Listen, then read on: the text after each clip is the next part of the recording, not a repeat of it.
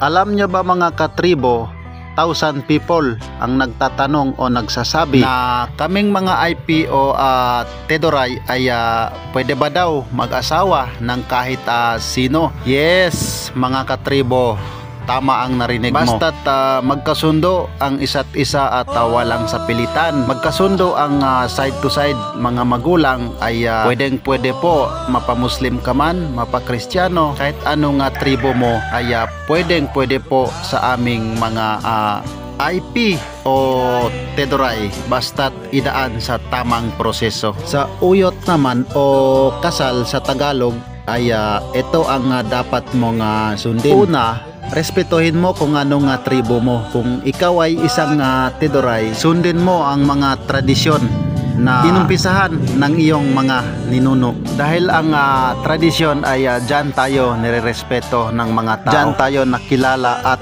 kinilala ng mga tao dahil sa ating tradisyon bilang isang Tedoray. Dahil ako'y isang katutubong Tedoray at lumaki ako sa mahirap na pamilya.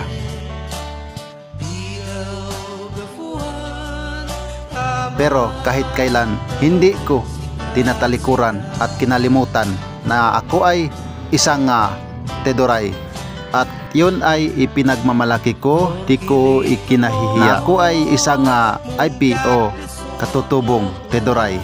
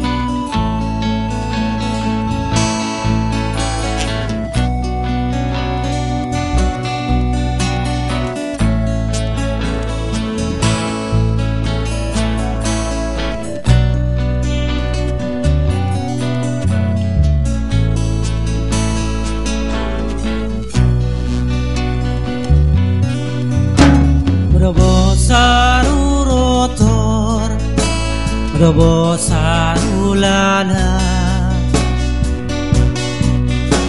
Muro siya na tenuglohe, abo katang tanga mo pero sa tunduk-tunduk, baka uray-uray na naipiyo de karigoromon,